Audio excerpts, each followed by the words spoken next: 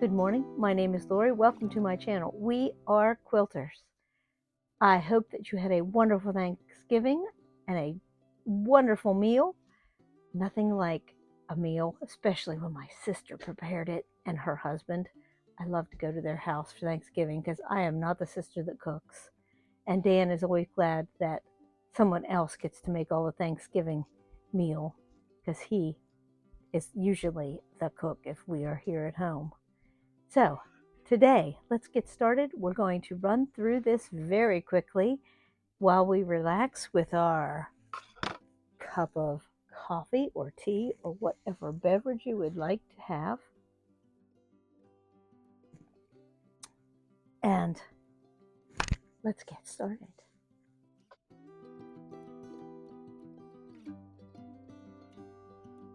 Topic number 1, block parade. Oh, it's skimpy, but I have some nice things to show you.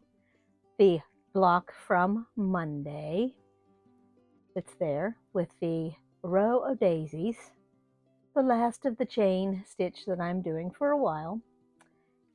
And then I also have my Study in Scarlet blocks, all 14 of them. I didn't even get them assembled in rows, but the pattern for Wednesday did have a diagram for the layout as a separate document, a PDF document. So it is there for you, as well as the same set of directions that was posted for part 2 and part 3. And last but not least is this lovely little doll quilt. Now it is very sparsely quilted. I did it on my little white domestic machine, and I did it that way on purpose. And you'll notice it's already bound because I would like Sadie to help me put some big stitches in this. She's very interested in fabric and all kinds of things like that. So I had this ready to go with us on our trip to my sister's, and next week I hope to have a video of us adding stitches to it. We are, like I said, we are adding big stitches, so it should be lots of fun. Topic number 2, found a friend. Now this one is a new channel that YouTube felt that I needed to watch it, and her channel is, wait, let me look at my little sticky note, Thread My Bobbin, and it popped up an organizing video, and she was processing her scraps and talking about how to process her scraps. So I watched that, and it's not much different.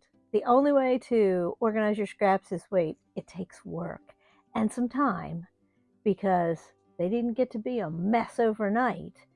So it takes time. That's all there is to it. And that's what I learned from her video. She doesn't organize hers quite to the extent that I organize mine, but I liked what she was saying, so I watched her whole video.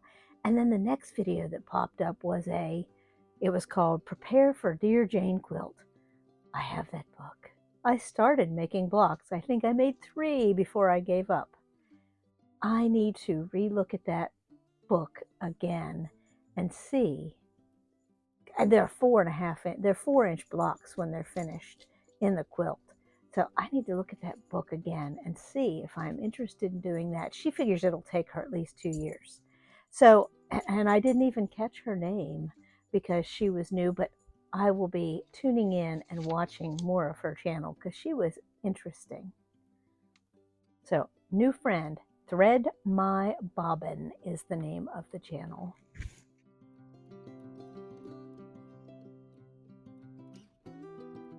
Topic number 3. Well, you know, it's not what you're doing, because I apparently wasn't doing much, and I didn't get a lot done this week except moving things from here to there, and we'll talk about that later. But I do have Study in Scarlet business to talk about. On December the 1st, which is coming up soon, the next chapter drops on the YouTube channel, so you can work on something while you listen. And if you haven't been listening, by the way, it'll be chapter 6 of part 2 that drops, And then there will be one more chapter in January, on January 1st, that is already set to open. So if you haven't been listening along, it's never too late with YouTube. That's the great thing. If you go to my channel and then go to the list, A Study in Scarlet, the playlist, all of the quilt blocks and all of the chapters are available there, and the patterns are in with each quilt block. So it's never too late to join in. And that way, the mistakes have already been made and corrected, and you don't have to worry about those kind of things. And it is a fantastic scrap quilt. So, Study in Scarlet drops on the 1st.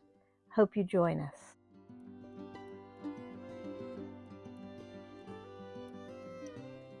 Topic number 4, out of sight, out of mind. Well, I discover new treasures.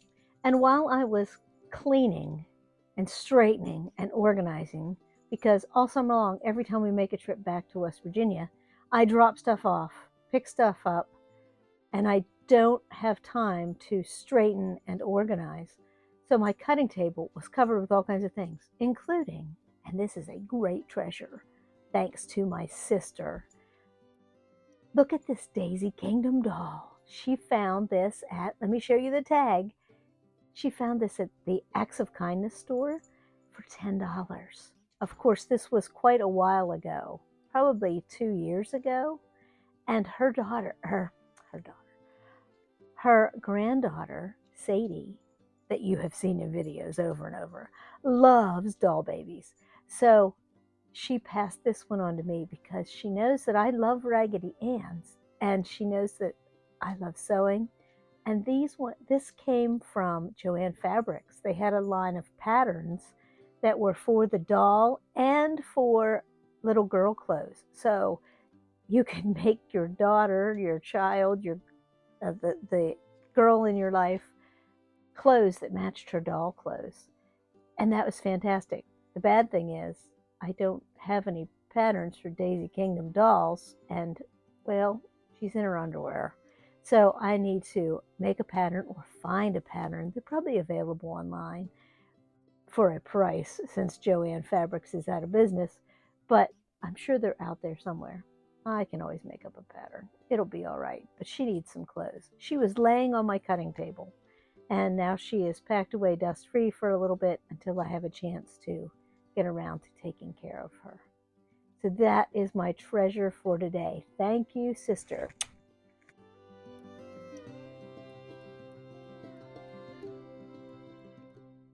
Topic number 5, treasure. Now, normally, I'm yard sailing, I'm going to thrift stores, and we haven't had a chance to do much of that here. And I've been unearthing treasures.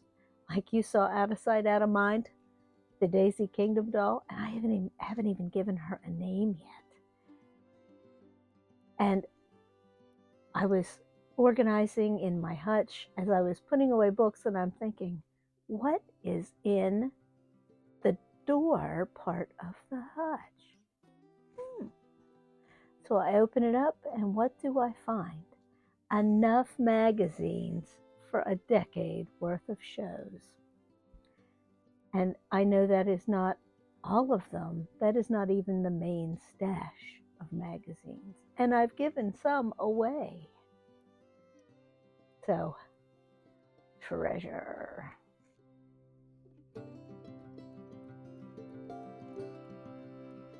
Topic number 6, challenges. Well, my biggest challenge in life is organizing at the moment, as you know. So I was adding beads to last week's block, and I discovered that my organization system here for beads in West Virginia kind of stunk. I had things in 6 different containers.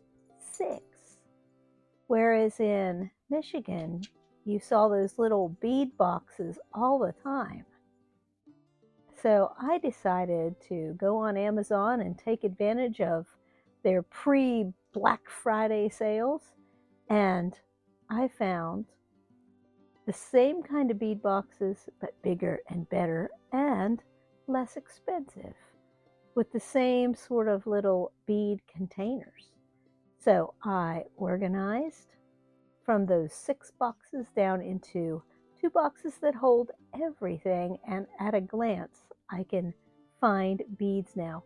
And it's right here by the sewing machine in the cabinet that the ironing surface sits on the top. So it's right handy. So much better. Happiness for under $20.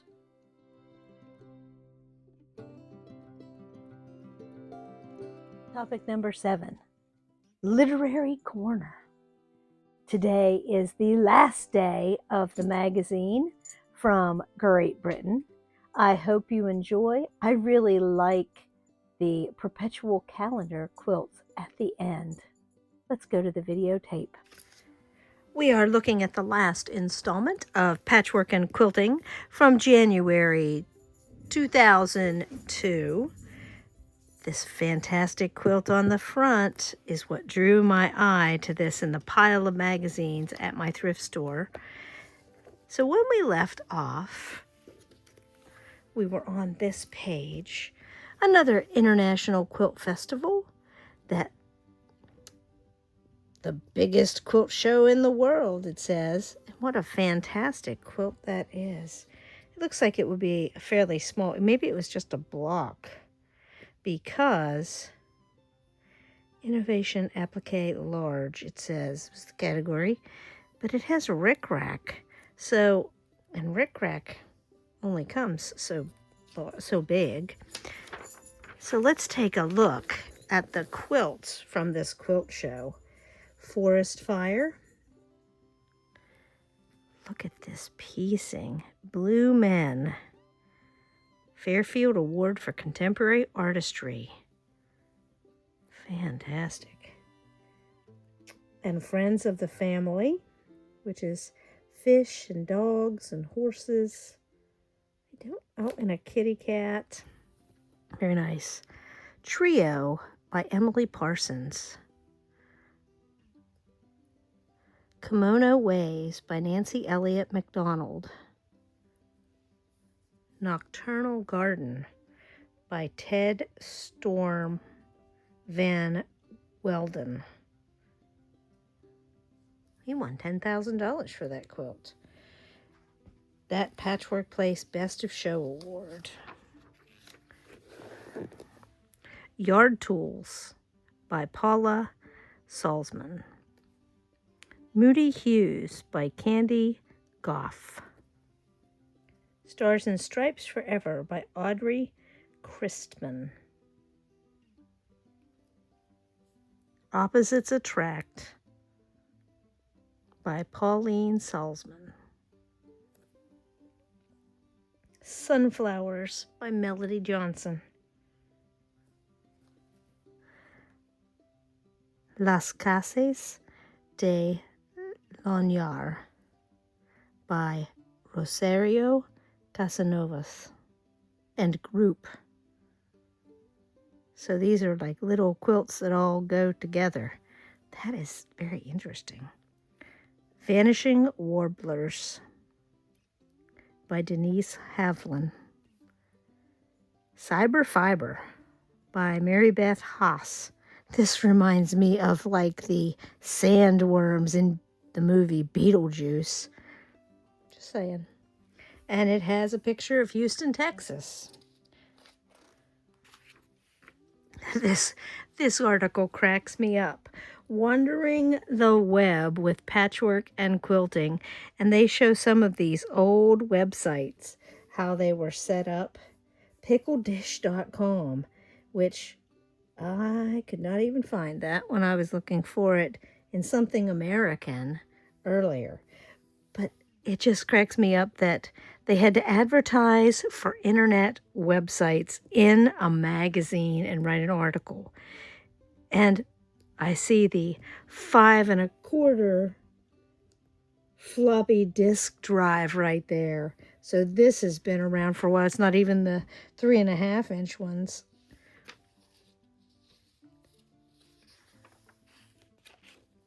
from us to you, and pictures of quilts that somebody made. Oh, that is pretty. A wedding ring quilt, a sewing machine made of patchwork,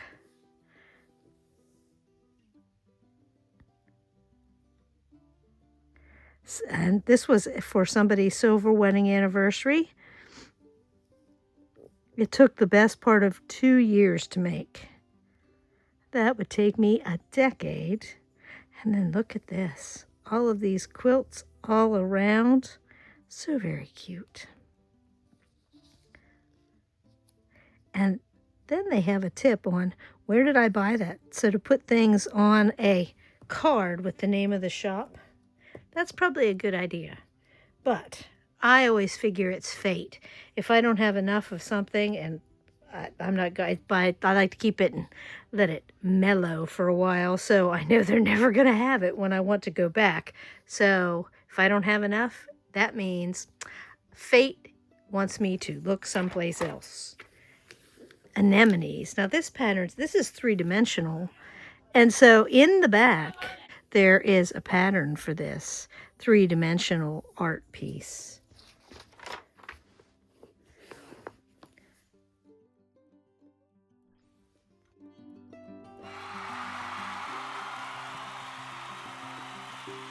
Topic number 8, viewer contributions. Yay! We do have some very good viewer contributions this week from Diana. She got her trail blocks done before I got my trail blocks done. I had samples made, but I did not have all of them finished. So she sent me pictures of her trail blocks. I love the fabrics that she chose. They have such nice background print, and they are so subtle. Nice work, Diana. Very nice. And from Anne, we have, and she's giving us a good chuckle here. She said, this is called her Christmas vomit quilt because it looks like Christmas vomited all over it because it is Christmas fabrics. I love these little blocks. And this is a great way to use up Christmas fabric. Nice work, Anne. She's hoping that someone in her family will adopt and love her Christmas vomit quilt. What a fantastic name. I have the Christmas Throw Up quilt. It is a speed piece quilt. 2 of my friends and I got out all our Christmas fabric and we cut it in 2.5-inch strips and we divvied it all up between us, and it is obnoxious. Only one of us finished it. Mine is in a suitcase over there, and I will have to share that with you some other time because, and it's enough to make large queen-size quilts. Like I said, only one of us finished it, and her husband, she backed it with flannel, and her husband loves that quilt, and because he's colorblind, he doesn't mind that it looks like Christmas throw up. That is, on that note, and because we are now listening to Christmas music all the time, it is time for me to say, have a great weekend. Thank you for watching, and I will see you next week with lots more goodies for Upskill Monday, where we do buttonhole stitch, and Wednesday, I think we are updating the coloring sheet and talking about assembling the blocks for Study in Scarlet into row for the top. And then on Friday, Blabfest again, and hopefully I will have footage of my wonderful great niece helping me quilt that doll baby quilt. So have a good one. Let me know what you're up to. Like and subscribe. Make my day. Thank you very much. Bye.